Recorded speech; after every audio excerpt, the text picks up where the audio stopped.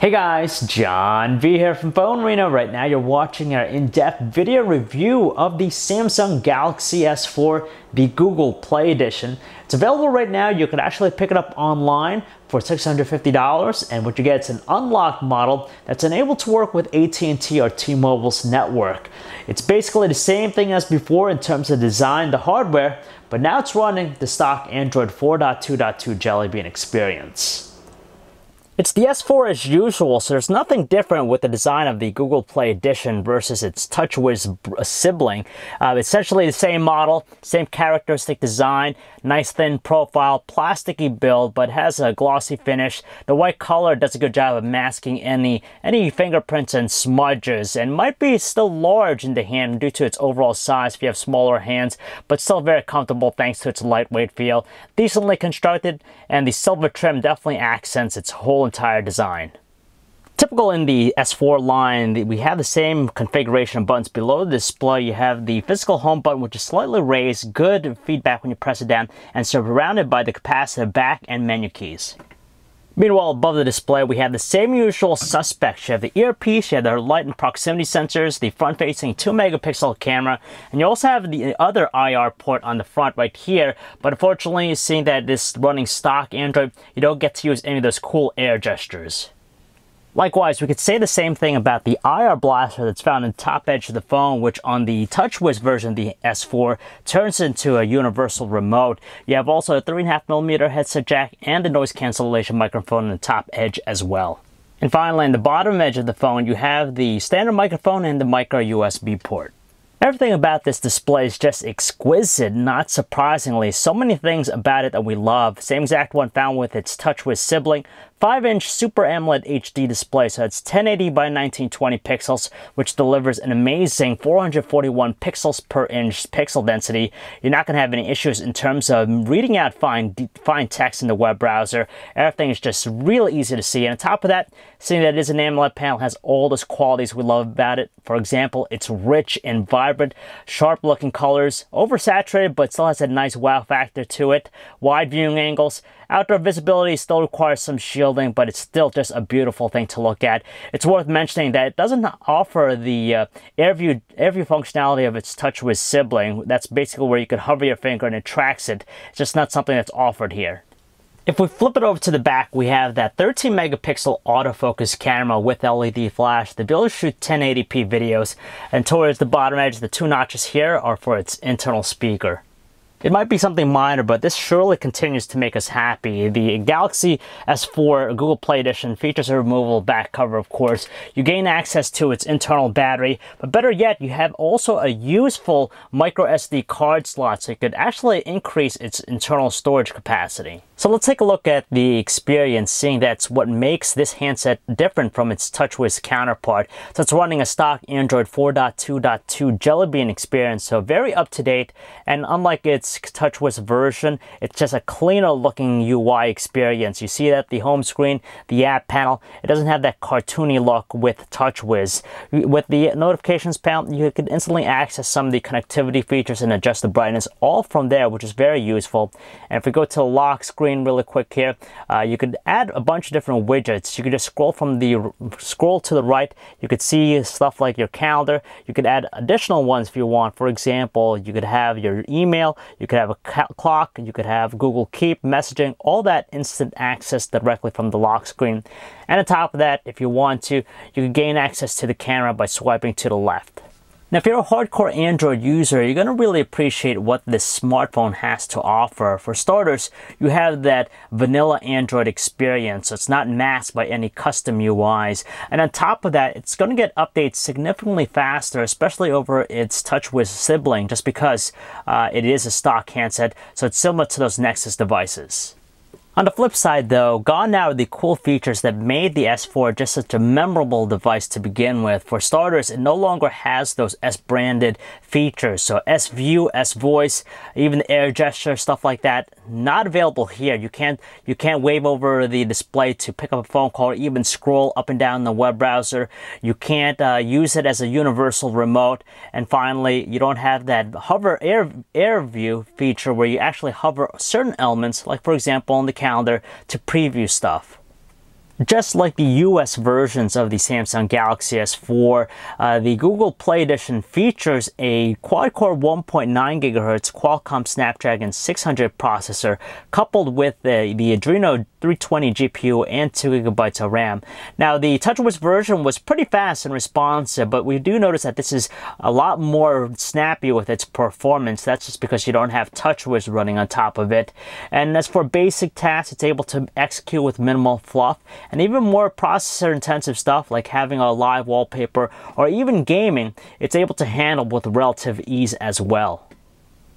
With the vanilla Android experience, you're going to get the stock on-screen keyboard with this as opposed to the TouchWiz one. It still works relatively well thanks to the large size of the display. It's very spacious and super responsive.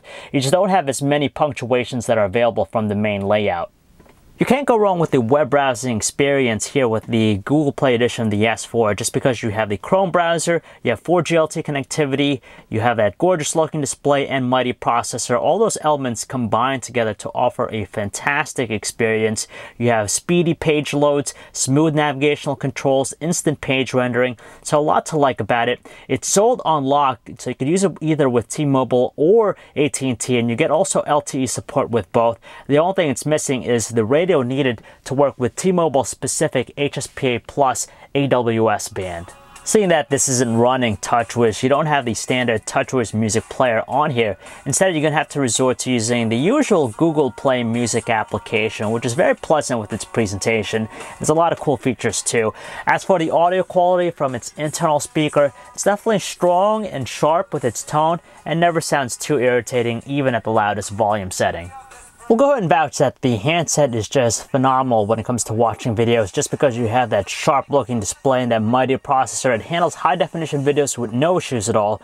But out of the box, it's missing support for codecs like Xvid and DivX. You can play MPEG-4 and even H.264 videos. They work relatively fine. The other thing here is that it lacks those cool features that made the TouchWiz version just so memorable. For example, you have the Air View where you can actually hover over the timeline to get a preview, and on top of that you have pop-up play, so it actually layers the video on top of something else so you can have better multitasking. It's great that the stock camera app has a very clean interface, not cluttered at all with any icons. You have only 3 on the right hand side, and you have the viewfinder taking up most of the majority here. And of course you have touch focus, so you can just tap into it to adjust it. You have some few options and settings you can modify. You could set HDR, adjust the exposure if you want. You could turn on the flash. And if you go to the options, you have some additional things like location, countdown timer, the picture size, white balance, and even different scene modes. But when you compare this to the TouchWiz version, it's lacking those comprehensive set of shooting modes that really made the device so captivating for taking photos. The only benefit here is that you now have the option to do photosphere, something that the TouchWiz version didn't offer. One thing worth mentioning about the camera UI is that the interface itself is cropped 16:9 aspect ratio, but when it shoots those photos, it's 4:3. So for example, if I'm going to take a photo here, snap the shot, and if I check out that image, you'll see how it gives you that 4:3 image itself. So you're not seeing the entire picture as you're shooting the image.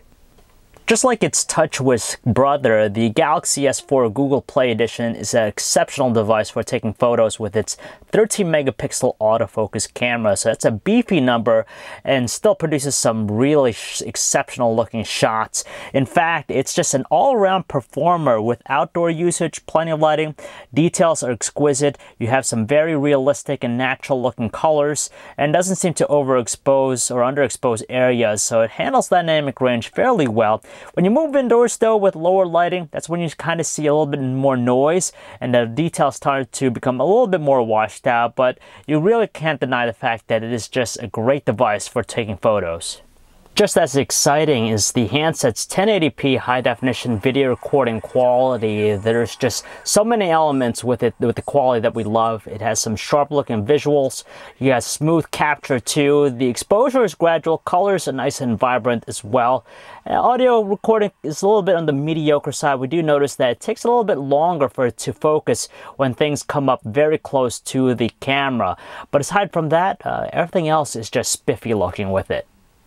call quality is average here with the Google Play edition of the Galaxy S4. We weren't really impressed or disappointed, so it's right there in the middle. With the earpiece, the volume output is ample. It's not the strongest thing, but we're still able to make out voices through it. As for the voices themselves, they have a little bit of a robotic tone on our end of the line, and the same could be heard with the speakerphone. But on the other end of the line, our callers didn't have any issues, seeing that voices on their end were distinctive and clear.